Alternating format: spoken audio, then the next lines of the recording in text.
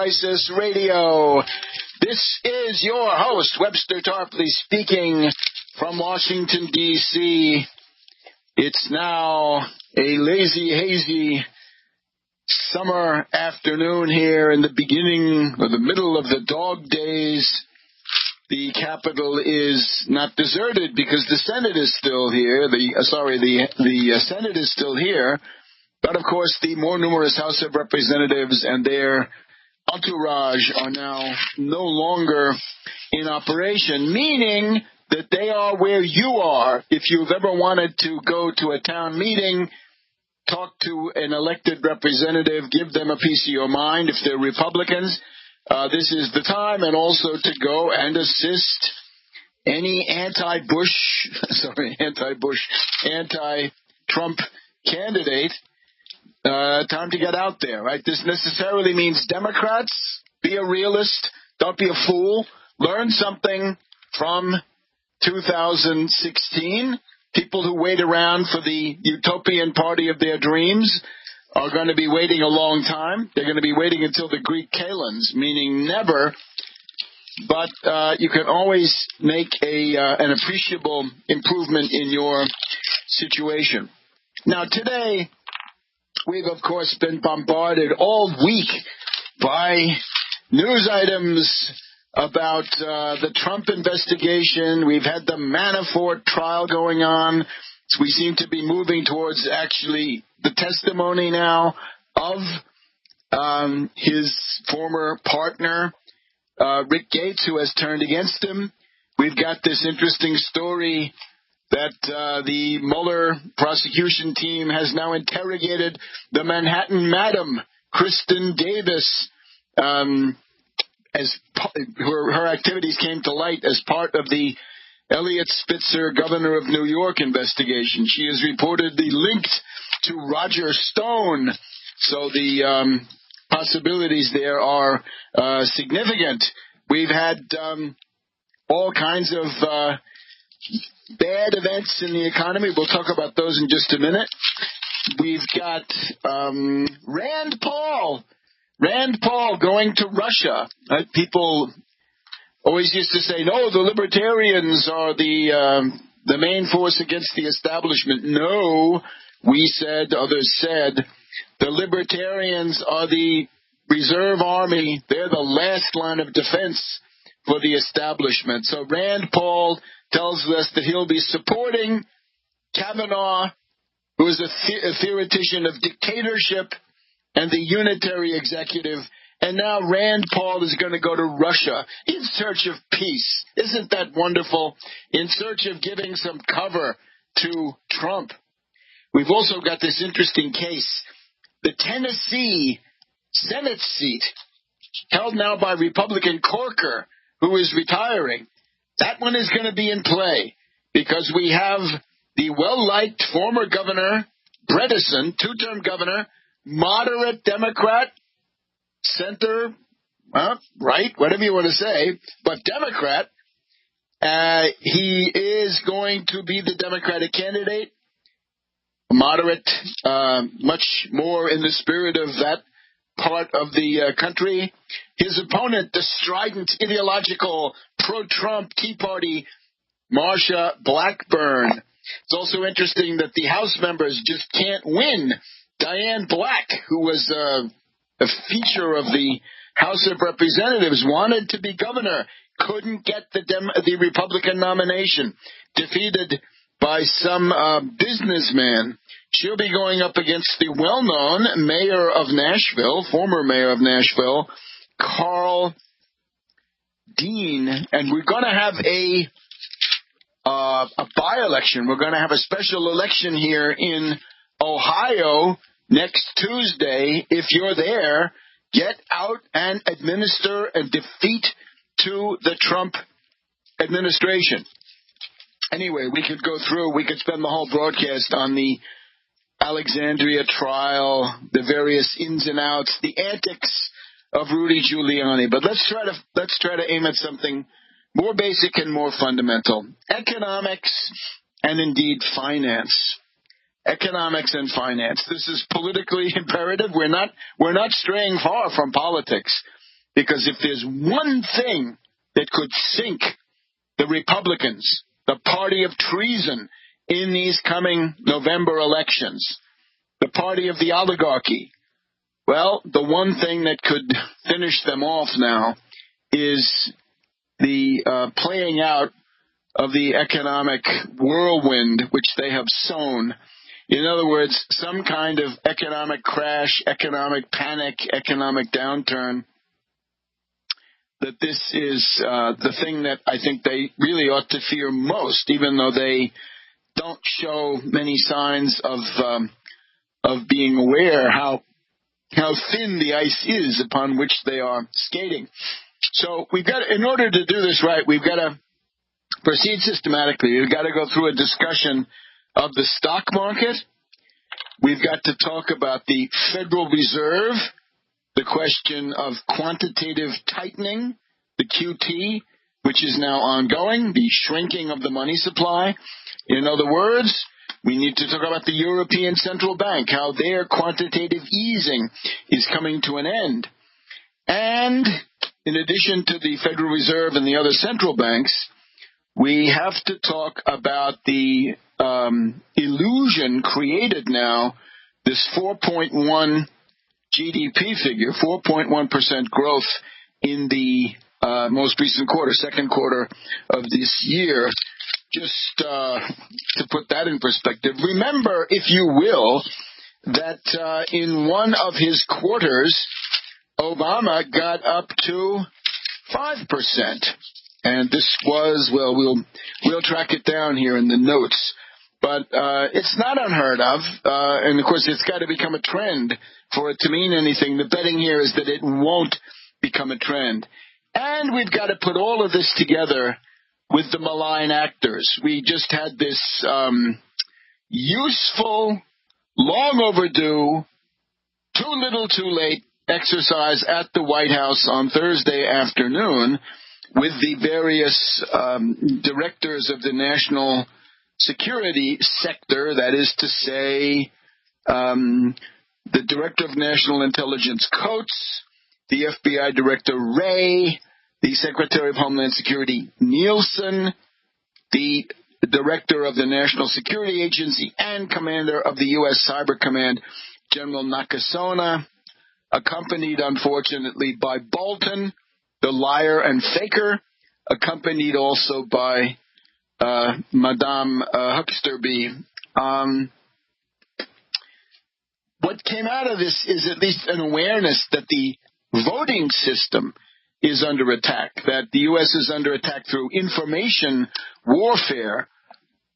But what was missing, of course, we probably have a chance to sum up some of the problems with this in the second hour. Welcome though it was, right? Welcome though this exercise was, there are other dimensions, right? We are in a trade war. Trump has chosen, with very little preparation, no allies, no battle plan, just winging it, listening to his gut. I don't know what his gut says to him. Can't be anything very smart. And, of course, just then ending up in these predicaments. But that's economic warfare. And there are lots of people who see it as economic warfare. Trump may not quite get it because he thinks this is something separate. But Russia and China, when you look at Russia, China, plus others, you'd have to say, does their meddling interference in the United States live exclusively in this area of the information warfare and vote tampering and things like this? Or does it not extend into economics, finance, stock markets, and things like this? So let's go to that now for the rest of the first hour. Back to World Crisis Radio. Remember to keep up with us every day of the week, Monday through Thursday. In order to do this, simply go to americansystem.tv, americansystem.tv. That is our celebrated daily podcast. It is authoritative. It keeps you generally days to weeks sometimes months or years ahead of the news. You will know more. You will be well informed. And there's also a cultural, historical dimension, needless to say. So that's AmericanSystem.tv, AmericanSystem.tv. Now, let's first clear away the undergrowth, right? The abatis and the chaparral of the Trump information warfare. First of all, the claims of this administration are overblown. If you want to look at it in terms of the most basic economic facts, I urge you, for the methodology behind this, go to my book. It's Surviving the Cataclysm, Your Guide Through the Worst Financial Crash of Human History. First edition, 1999, correctly anticipated things like dot-com bubble and 2008 panic. And in many ways, the 2009 edition of the same book is, that's what you're going to find on sale now.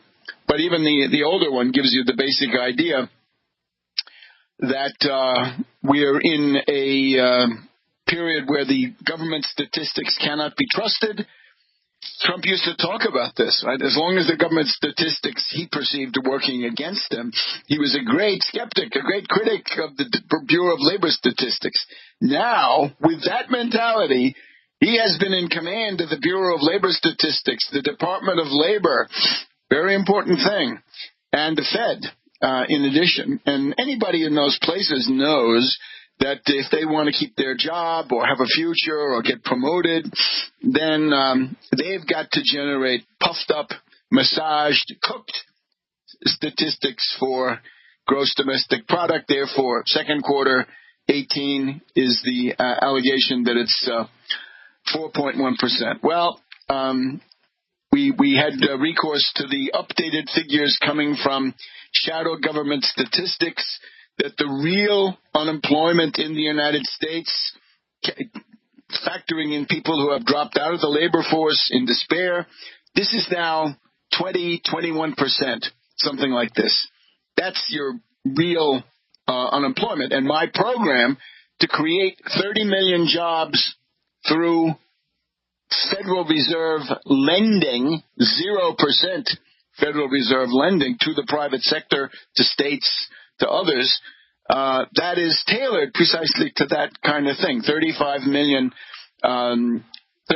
new productive jobs would bring you to that level. Now, we also want to have 10 million more transitional jobs to get people into the labor force, meet the special problems of Appalachia, inner city, depressed areas, and so forth.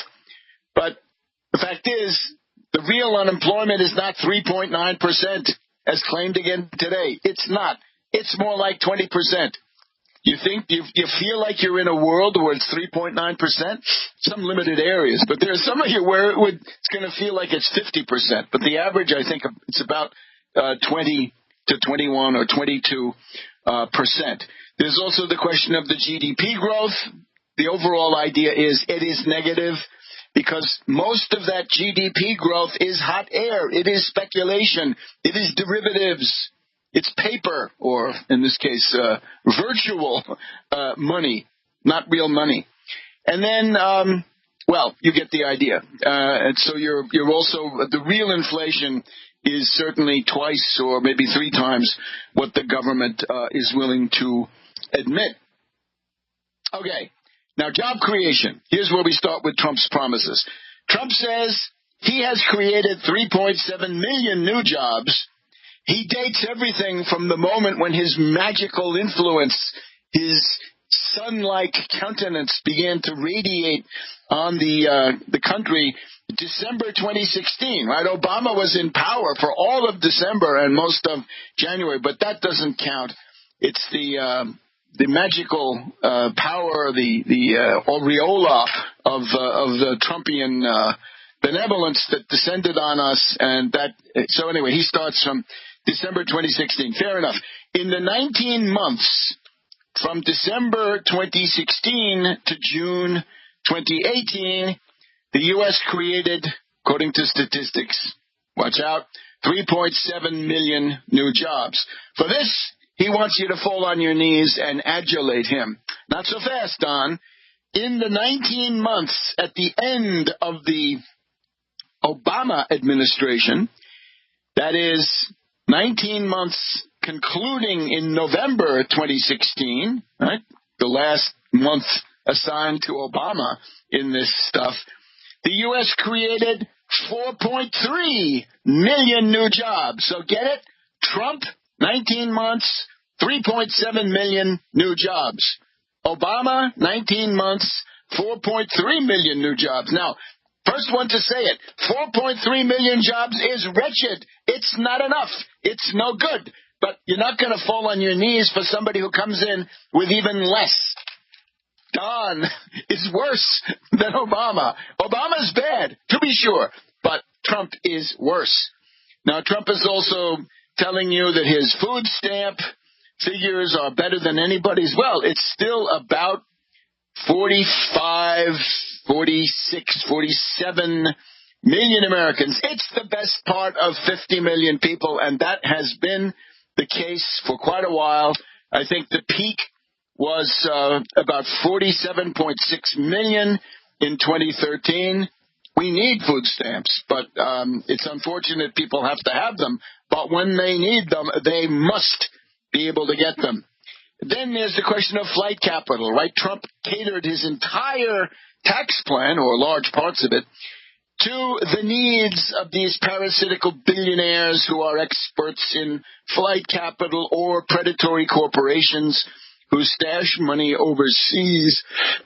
Now, you'll remember that the Republican tax scam of last December, right, the Christmas present to the super rich and to predatory corporations, has this wonderful invitation, come back at a sweetheart rate.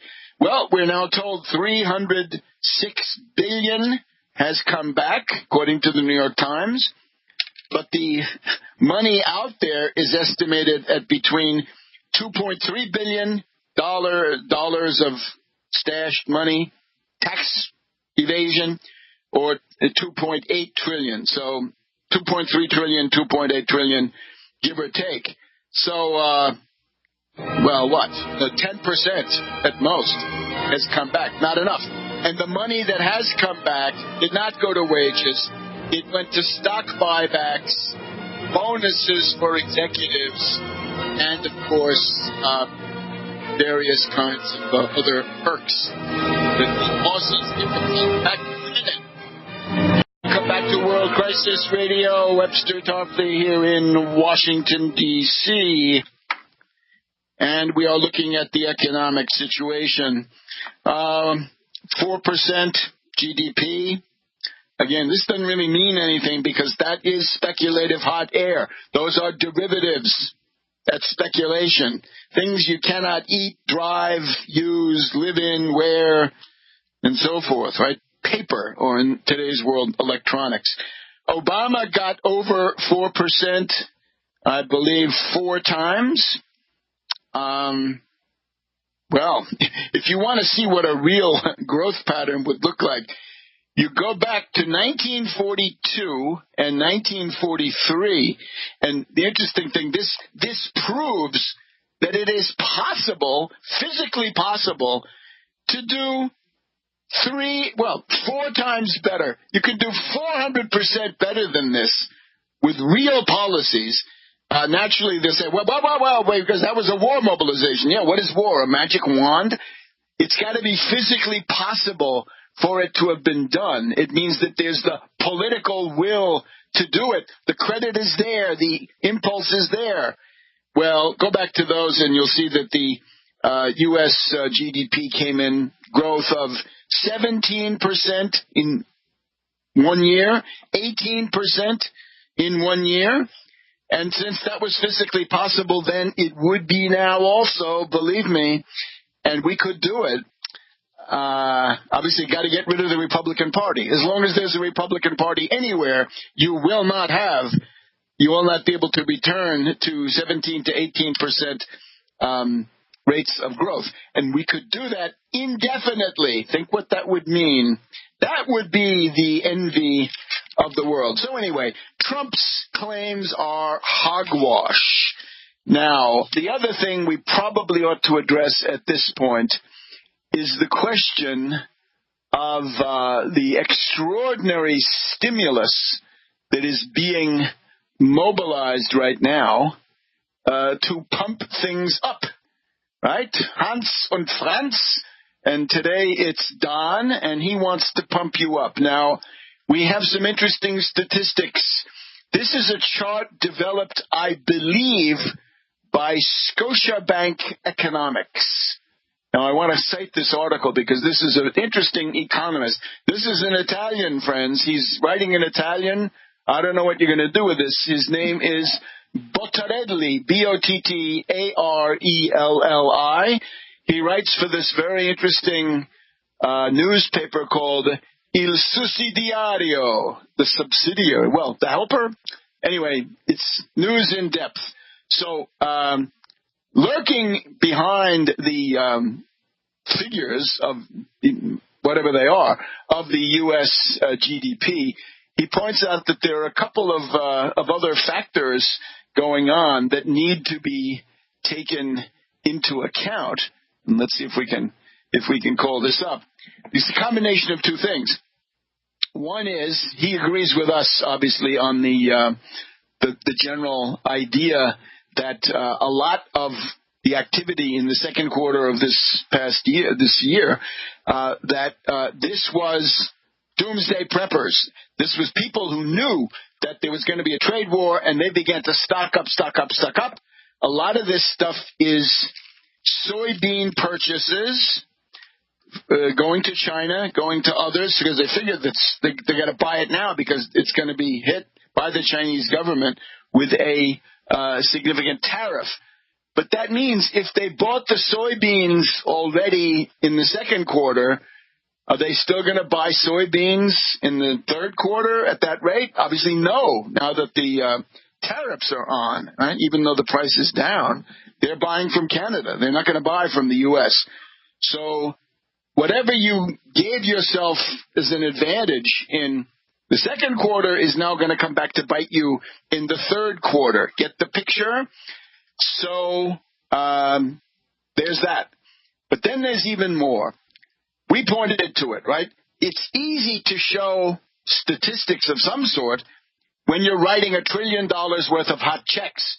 And the perspective is that the U.S. budget deficit for 2018, starting on October 1st, 2019, starting October 1st, that's going to be $1 trillion plus.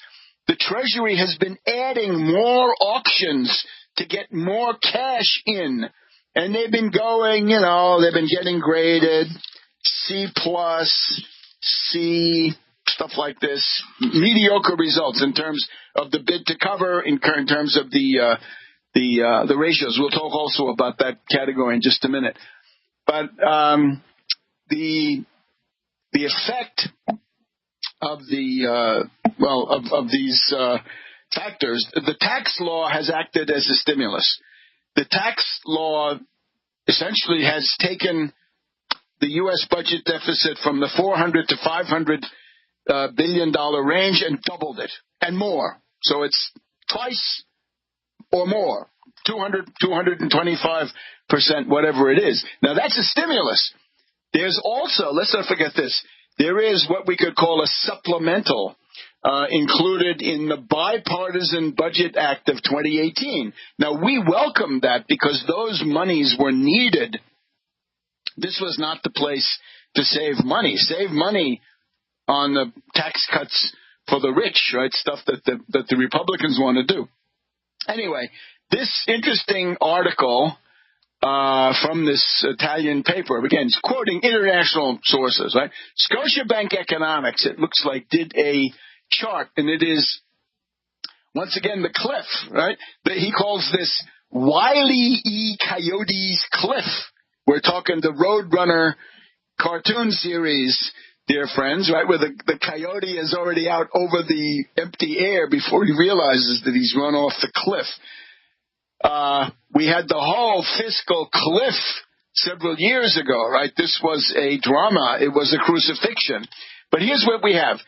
In the current year, 2018, the fiscal stimulus, the total impact of fiscal stimulus on GDP is about, just guessing now, about 1.2 trillion. And that is a combination of the tax scam, which is maybe 0.9 trillion, and then this bipartisan budget act, which is another 1.3 or 1.5 trillion. So you're getting up into this area.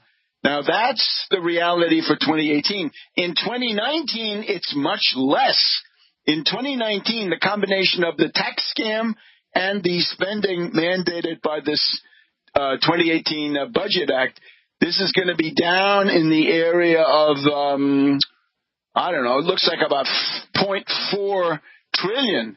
That's 2019. And then it gets grim in 2020, if Trump, assuming he's still around, and nobody has changed this, the stimulus will go negative. No more positive stimulus. Negative stimulus. Negative. This will be about 0.4 trillion, 400 billion of negative stimulus. And then in 2021, slightly less negative, but still negative, about 0.3 or so trillion. So 300 billion. So that just shows you, essentially, you're living on borrowed money, right? The stuff that the Republicans said you shouldn't do. So a lot of what's going on around you is not a result of Trump's trade policies or even his deregulation and so forth. It's simply a tremendous fiscal stimulus. In other words, deficit spending. Keynesian. This is now the land of Keynes. We're living in a Keynesian stimulus world of $1 trillion deficits. Obama only got up to, I think, a 1.4 trillion deficit as we came out of the Bush Depression. Anyway, we'll be back in a minute on World Crisis Radio. Come back to World Crisis Radio. This is Webster Tarpley speaking from Washington, D.C. So, we've established that Trump's claims of a healthy economy are baloney. We have also shown that what can we say, what modest revival you may see around you, largely due to a tremendous fiscal stimulus. But that fiscal stimulus, unless it's going to be duplicated, it's necessarily going to run out in the coming years. And you've also got the fact that these interest rates are coming home to roost. Here's an article from CNBC towards the end of the week.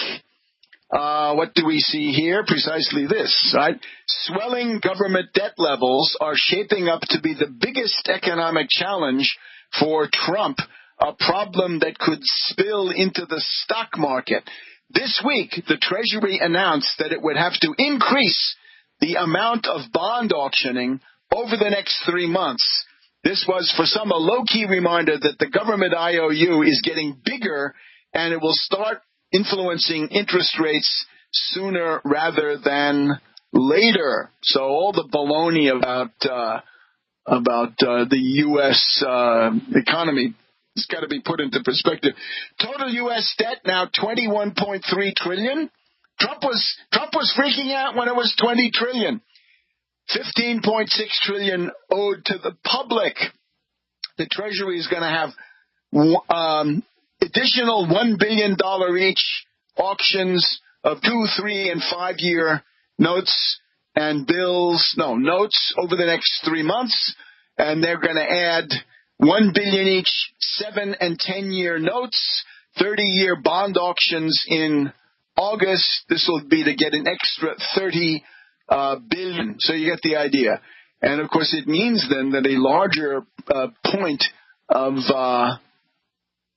spending is going to be the debt service on the debt. Congressional Budget Office now says that it's the deficit will be just a little bit less than $1 trillion. I think that's probably a little bit of massaging ordered by Don. And then in 2020, it will go over $1 trillion, and then it will eclipse $1.5 trillion by 2028. This, by the way, does mean that if you want to propose new programs on the Democratic side, you can't simply ignore the question of how to pay for it. We know how to pay for it. A lot of it you make the Federal Reserve finance at 0%, and a lot of it has to come from the Wall Street sales tax. Right now, the Progressive Caucus says you can get a $1.8 trillion influx of revenue from the Wall Street sales tax. That's how you got to start thinking. And the debt service this year, $458 billion in 2017, and here we are in 2018. It's already $415 billion in 2018, and we've still got 1 quarter left until the end of the fiscal year. So you get the idea. This looks very, very bad. Now, this could be managed with the right policies. We are not some kind of libertarian, gold bug operation here where we're trying to scare you. Just, you have to realize this is now the truth. But now, let's look at the stock market, the thing that Trump, doesn't talk about it quite that much anymore. But for a while he did. It's what he ran on. Now, of course, people know Apple, the Tim Cook operation is now the world's first trillion-dollar corporation. Anybody with experience should treat this as a very ominous sign. These are the last days of Pompeii. Something like this, Apple at $1 trillion. This gets the attention of everybody in the world. And then if you got any brains, you look at it and say, that's been going up. Is it time to take some profits? Is it time to rebalance? Is it going to stay up there?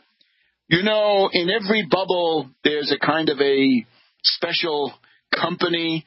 What can we say? In 1929, it was the telephone company, ticker symbol T in those days.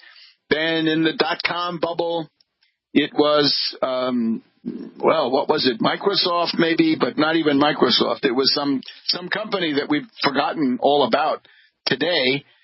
And so on down the line. Probably AOL, right? America Online, that might have been one, right? Something that seemed to have something to do with the internet. Now, of course, a lot of these had no products, no profits, no pipeline, no nothing. They were just a pious wish, and down they went. So maybe Apple will, the FANG or FAMANG with 2 A's, right? You know the ones. Facebook, Apple, Amazon, Microsoft still perhaps, and then Netflix and Google. One of those is going to be the poster child of the coming events, and it won't be positive. So now, having reached this top, right, and this is if you imagine your John Kenneth Galbraith writing The Great Crash 20 years later, when you look back at this, you're going to say, whoa, when Google reached $1 trillion, wasn't that a sign that things were overrated? Yeah. And what is overrated is the tech stocks are massively overpriced. They're not worth that much. You tell me, you think Apple is worth $1 trillion? What is that, goodwill, a brand name? I'm sorry, this is rather crazy. So the tech stocks are probably some of the most dangerous in terms of who's going to be in trouble. But now let's just look at the market overall. We are now approaching the oldest bull market in history. This will be happening in, I guess, the end of August, this month. We're going to be seeing the 9 years plus of bull market, and it is right now it's the second longest. It will soon be the longest, and it's the third largest in terms of total gains, speculative gains on these stock prices. This market has gone up 325 Well, that's what you had between 1932 and 1937. You had gains of 325%, and then it began to go down again. So we are at that point where things usually start to turn around, right? The stock market has displayed a cyclical pattern. Bull market, bear market, corrections, ups, downs, and so forth. It always fluctuates, and there are these cycles. I don't think there's any reason to deny that. What we're going to show, though, is that political consideration, political meddling, political interference, a Sino-Russian attack is the thing that is likely to bring this one to an end. So what have we? The Federal Reserve had been, for quite a number of years, engaging in a zero interest rate policy, ZIRP. That changed a couple of years ago. We're now up to 2%. And even though Trump is screaming, that is likely to go up to 2.5% by the end of the year. So the zero interest rate environment of many of these years of the bull market, that is gone. There was then also stimulus, right? The Obama stimulus, more than $1 trillion. The stimulus, the supplemental, and so forth. Obama had a stimulus. Well, Trump, as we've just discussed, Trump has a stimulus too. Trump's stimulus is deficit spending in all directions. It's a stimulus, and it's not quite $1 trillion, but it's getting up to $1 trillion.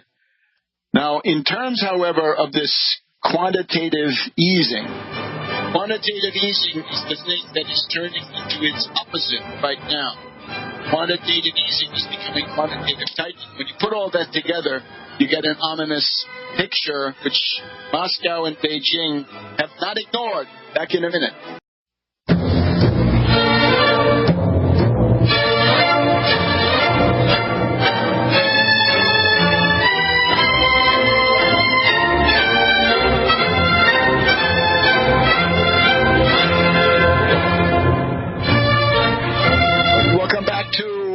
World Crisis Radio, our second hour here on August 3rd, 2018. So we're talking about economics and finance, and this is the framework in which the political events of the autumn will transpire. And what we're seeing is already, we could say, an autochthonous, grassroots up danger of some kind of panic crash, in particular in the stock market, if only because of the long-term non-viability of these bubbles. Bubbles never last.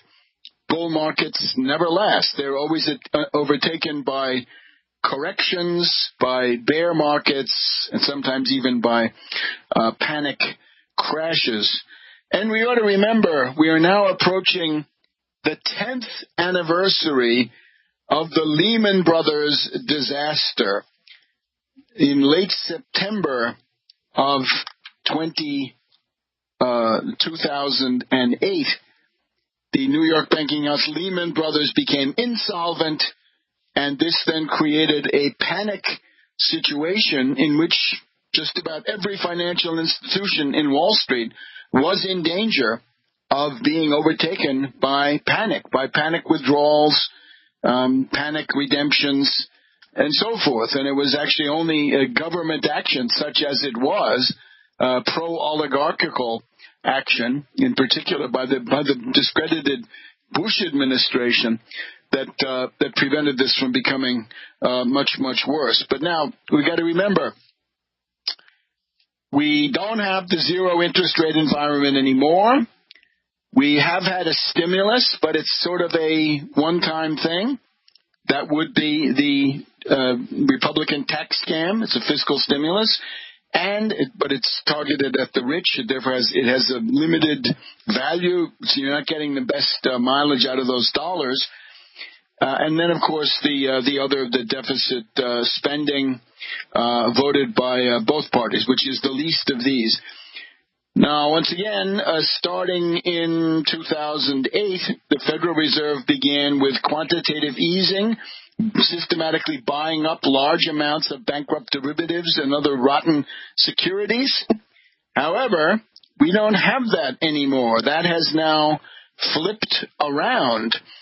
The quantitative easing of the Federal Reserve ended in 2017, and we just don't have it anymore. I think actually even by the end of 2016, the quantitative easing is over, and above all, since September of 2017, we have quantitative tightening, a deliberate contraction of the money supply, and an accelerating, deliberate tightening, contraction of the money supply.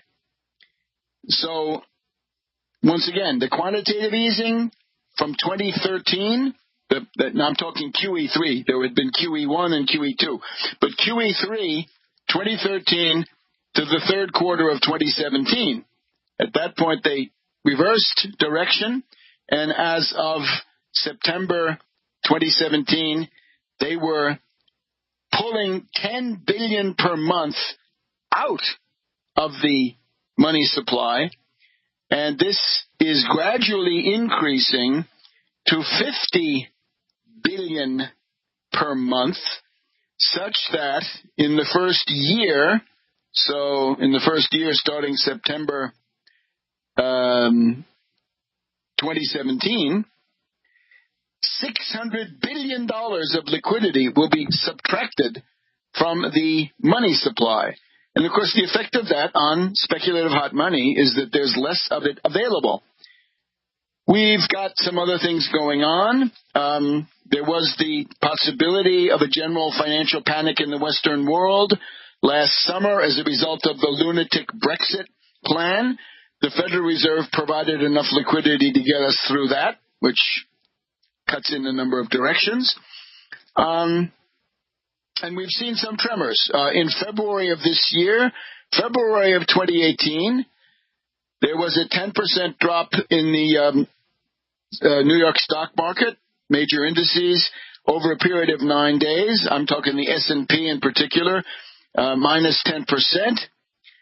But that turned out to be a blip, and these insane inverse relations, various closed-end funds, things like this, it's not back there. That panic has moved on. And we're getting, once again, these obvious symptoms, euphoria, complacency, translated into a very low VIX volatility index. Now, remember that the derivatives generally tell the tale. And once again, we've got new forms of derivatives. These are actually old derivatives camouflaged under new names. So here's an interesting article. Where are we? The Washington Post. The junk debt that tanked the economy is back in a big way, coming out this past week. So you may remember these exotic financial products, as they call them. Collateralized debt obligations, credit default swaps, structured investment vehicles. These should all be outlawed. Just outlaw them. Bright line prohibition. Tax them. Whatever you can't outlaw, you should tax. You should certainly tax whatever you can when you can. So the headline here is loans to highly indebted businesses. And these are loans packaged as securities. They're essentially debt-backed securities, kind of like mortgage-backed securities. These are up 38%. 38%, more than one-third in 1.5 years. What are they? Mortgage-backed securities, yes.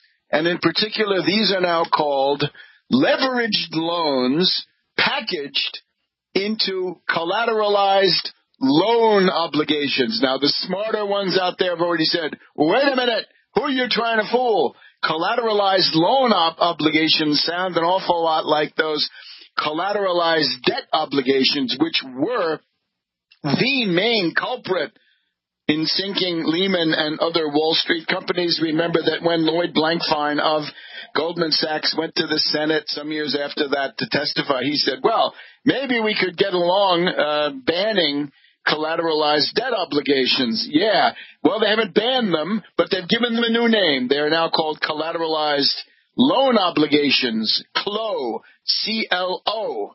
I don't know. This is, in German, this means the toilet. But be that as it may, the CLOs are rampant once again, and this is obviously very, very dangerous situation. So look at all this interesting pattern. I'm drawing here on research by Adam Hamilton, who posts interesting essays on a site called Zeal, Z-E-A-L. Adam Hamilton, very interesting. He's, of course, a gold bug. He's a contrarian, but he has, from this point of view, provided analysis. Again, nothing in the way of policy coming from such sources is going to be very reliable, but certainly they can tell you where we are in these proceedings because you can, because they follow it. Now, the price-earnings ratio, right? If you want to argue there's a bubble, well, to say there's a bubble is to say that the price-earnings ratio is above 28. In other words, the price of the stock equals 28 times current earnings. Well, right now, Amazon seems to be above 100.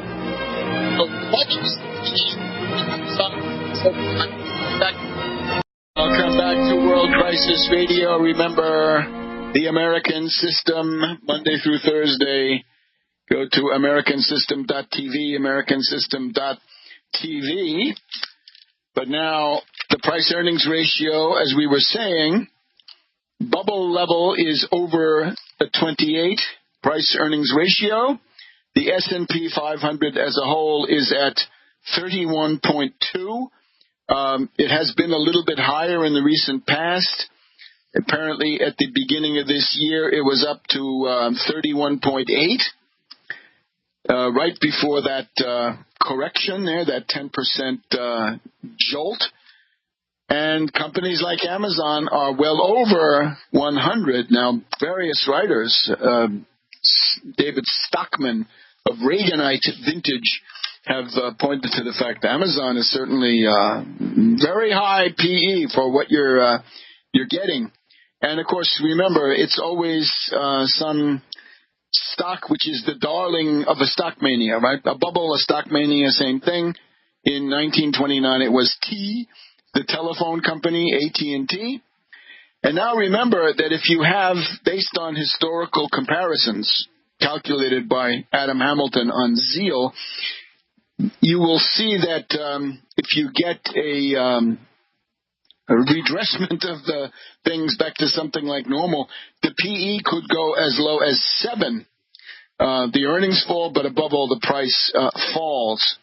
So he's saying that the S&P could go down by about a half or more, down to the level, say, of 1125 on the S&P. And this is where we are now. Now, remember, it's not just that the Federal Reserve has switched during 2017 from quantitative easing to quantitative tightening, and that is building up rapidly. It's going to be reaching 50 billion a month, and that will make it 600 billion per year by the end of this year. I think it will reach the full calculated speed. The European Central Bank, ECB, as we pointed out at the time, has decided to end their quantitative easing. Now, they were easing at the rate of 60 billion euros per month during 2017. And if they cut that out by October to December of this year, they will then be not providing 720 billion euros of liquidity. And they are now coming down. They'll be down to 15 billion euros per month in October, and by the end of December, it will be 0. Now, you put these two together, just the effect of the Fed quantitative tightening continuing now under Jerome Powell, and the removal of the European Central Bank quantitative easing. The result is that the mass of money available for notably speculation, because that's where a lot of it goes, is going to be reduced by $900 billion. So almost $1 trillion less of hot money available for speculators. And if the crash, that would be in relation to 2017, compared to 2017, by the end of 2018, it will be $1 trillion less. And that's sort of autumn loaded, right? A lot of that's coming in September, October, November. And if it goes into next year, the reduction could be then another 1,450 billion, so 1.45 trillion of hot money will be subtracted. So you can see where this is going, right? You put together all of these things, what we've said about the limited temporary effects of the Republican tax scam, the Budget Act of this year. Trump says he won't sign another one like that. Then the QT, the QE, the interest rates going up, and so forth. But now let's look at some nefarious possibilities. And let's just remind people what you're dealing with here. We had this guy, Henry Paulson, and he's in our thoughts at this season because we're approaching, once again, the 10th anniversary of the blow-up of Lehman Brothers and that tremendous world derivatives panic with AIG and all the rest of it. We were losing 700,000 jobs a month at the end of Bush combining war and depression. Actually, 2 wars and a depression. Thought impossible, but Bush the Younger managed to do it. So, interestingly, Paulson wrote his memoirs back in 2009, 2010, and the story he tells, based on his financial intelligence, is interesting for our point of view now. You'll remember that when the bottom fell out here in the U.S., what was going on elsewhere was this, I have to tell the truth as we knew it at the time, that is, Saakashvili of Georgia decided to take his toy army and attack Russia. It was also during the Beijing Olympics. Bush was there, Putin was there, and so on. And according to Paulson, and so here's an article from 2010, Paulson relates that crazy Putin pushed China to dump U.S. agency bonds, Fannie Mae bonds, one suspects Ginnie Mae, things like this, agency bonds, and crush the U.S. financial system. Here's what this article is. This is Business Insider. Allegedly, it appears Russia may have tried to conspire with China in a bid to collapse the U.S. financial system. They were hoping to sell Fannie and Freddie bonds during a time when the U.S. economy was on the ropes. This happened during the Beijing Olympics. The U.S. was supporting Georgia against Russia. Indeed, Cheney wanted to bomb a tunnel to cut the Russians off from Georgia. This was a very dangerous thing, with Mad Dog Cheney being one of the protagonists. So Bloomberg says the Russians made a top-level approach to the Chinese, and we're quoting Paulson, that together they might sell big chunks of their GSE holdings, these agency bonds, to force the U.S. to use its emergency authorities to prop up these companies, government-sponsored entities, agency bonds. The Chinese declined. So then we have this short war, and Dmitry Peskov, apparently one of the supporters of the meddling, according to the dossier, he said, no, we never did that. Paulson wrote, the report was deeply troubling. Heavy selling would create a sudden loss of confidence in the GSEs and shake up the capital markets. I waited till I was back home in a secure environment to skiff to inform the president. We'll be back here in just a second on the Crisis Radio. So again, a little bit more than 10 years ago, during the worst of the Lehman Brothers crisis, which occurred 10 years ago this next month, late September 2008, Lehman bankrupt, Wall Street gripped by panic, and the beginning of a huge hecatomb in the U.S. economy. Putin approached China and proposed dumping Fannie Mae, Freddie Mac, and I'm sure others. Again, Ginnie Mae. How could they not have Ginnie Mae and others? And to use that as economic warfare against the U.S. Now, is it possible that something like this is going on? Well, let's go back to our man Bottarelli at the Sussidiario and see what he has about this. Now, Russian holdings of U.S. Treasury securities were at about $100 billion at the beginning of March. By the beginning of April, they had gone down by about half, from 96 billion to 49 billion, give or take. And then in the months after that, they went down to 9 billion. So effectively, Russia dumped 82% of their holdings, significant, I mean not huge, but significant, dumped them on the U.S. market. Now remember, the Treasury market, the strength of the Treasury market is that it is broad, it is deep. $1 trillion a day goes back and forth on any given day. And without batting an eye, they can come up with 1 trillion, 2 trillion, whatever liquidity is needed, they can provide it. But nevertheless, dumping this, what can we say, $90 billion of U.S. Treasuries has had an effect. And here in the interesting Sussidiario, we see a chart from one of the bond companies there in Wall Street that the interest rates on Treasury securities, let's see which one this is. This is the 10-year. So the 10-year Treasury note went down in price, meaning that the yield went up, and the yield went from about 2.7% at the end of April to 3.11% at the end of May.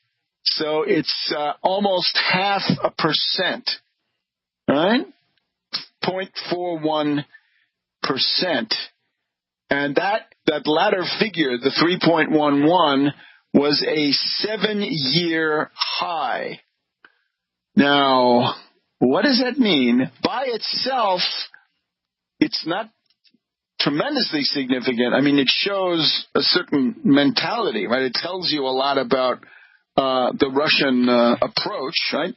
Stupid Trump is incapable of understanding any of this, right? He can't put two and two together. But it might be, as Bottarelli speculates, maybe the Russians are trying to show the Chinese that you can do these things and they do have an effect. And this gets us back to the Chinese, right? According to this Henry Paulson story, in 2009 and 2010, whenever this was, when the Russians came to the Chinese, or indeed during 2008, I should say, the Russians said, let's dump the agency bonds, the Fannies and the Freddies, and the Chinese said no. You can see why, right? The Chinese at that point, I think, had, $3 trillion in U.S. Treasury bonds. Now they seem to be more in the area of $2 trillion. The problem for the Chinese is they would undoubtedly like to attack the U.S. right now that Trump is talking about slapping tariffs on $200 billion of their products, right? The dummies of the Trump administration think that all responses will be symmetrical, proportional, and in the same kind of category of production, whatever it is. But you have to remember you're dealing with Marxists. What can we say? And they're likely to be much trickier and much more vicious than you thought, even the Trump thought, right? Because his world is an infantile one, in spite of everything. So the Russians have shown that you can get the interest rate up by 10%, something like that, almost, and or more. And then that's a message to the Chinese. Now, the Chinese problem is, how could you hit the U.S. without hitting Treasury securities, right? Notice the Russians didn't say dump Treasury bonds. They said dump agency bonds, dump Fannie and Freddie. Now, what a very interesting thing here. Real Capital Analytics,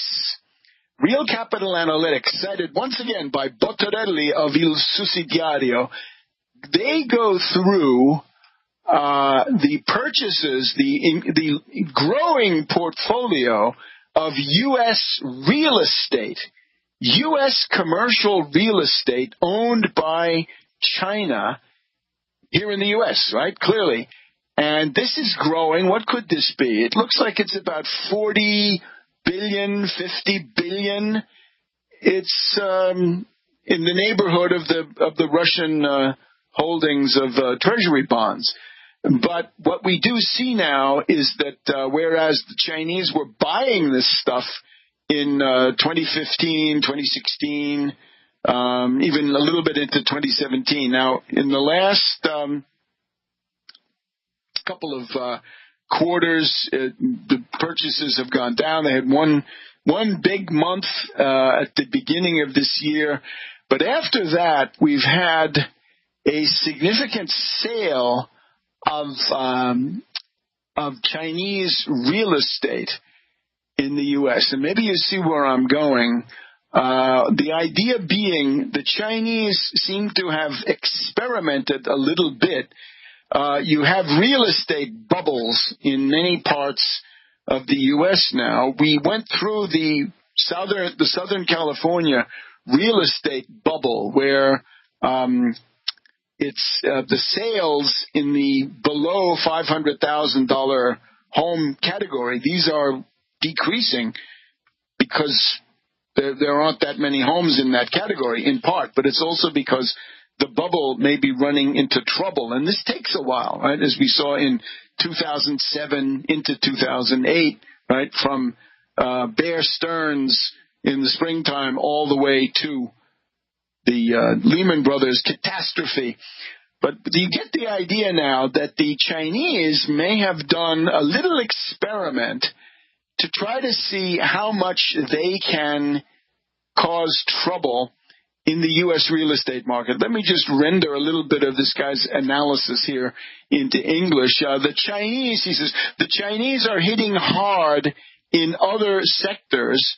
China has become a seller, a net seller of real estate properties, commercial real estate properties in the United States. And this is a dynamic which, if continued and possibly exacerbated, could accelerate the bubbles which are already present in many U.S. metropolitan areas. We'll be back in just a minute on World Crisis Radio. To World Crisis Radio, already our last segment here. Let's just complete that one piece of analysis on the possible Chinese attack on U.S. real estate. I don't just think in terms of these tariffs, right? This seems old-fashioned. And the Russians, in particular, dumping their Treasury securities. Now, here's the thing. Let's just give Bottarelli his last word here, because it is significant. Putting this interesting chart together, once again, Real Capital Analytics, and the chart is data track commercial real estate transactions at least 2.5 million. So the Chinese had gotten, they'd been buying 10 billion, I guess, in different years. But anyway, right now it's down minus 2 billion, I guess, in the most recent, and that's the most recent time frame, and that's lower than it's ever been. Right? That's something new. There's nothing like this going back 4 or 5 years. So once again, let's just ponder what he's saying about what the Chinese could be doing. And this is China is hitting hard in a number of sectors. Since China has become a direct seller, a direct net seller of real estate properties for commercial purposes, commercial real estate in the U.S., this is a dynamic, a phenomenon, which, if continued and increased, exacerbated, could lead to an acceleration of the collapse, the explosion of the bubbles, real estate bubbles, already observable in many U.S. metropolitan areas. The real estate sector is under pressure because of a declining demand for mortgages, right, as interest rates go up. So he also points to some other things. There is the University of Michigan Vehicle Buying Conditions Index, and this is the worst it has been in many, many years, going back to 2011, I guess it is. Then for a while there it was worse, but right now it's the worst of the past 6-7 years. And we also have bad buying conditions for homes due to interest rates. Things are now the worst they've been since 2011, as we were coming out of the great world derivatives crisis. So the other thing is, what, pray tell, are the Russians doing with the money which they did have in these U.S. Treasury bonds? They have put that into gold. They are buying gold. Now, is that buying of gold an investment? It allows them to have it, to keep it. They won't be in the Euro banking system. They won't be in the U.S. banking system, not the British system, not the Japanese system, none of the big ones. So Wall Street has been shorting gold, we're told. The hedge funds have been shorting gold, and now the Russians have taken a decidedly long position, right, moving 90 billion into gold. And you look at that, right, what kind of losses might that inflict? If the Russians are on the smart side of that deal, then there are things that can go really quite tragically wrong. So what I see here is a pincers, in effect, right?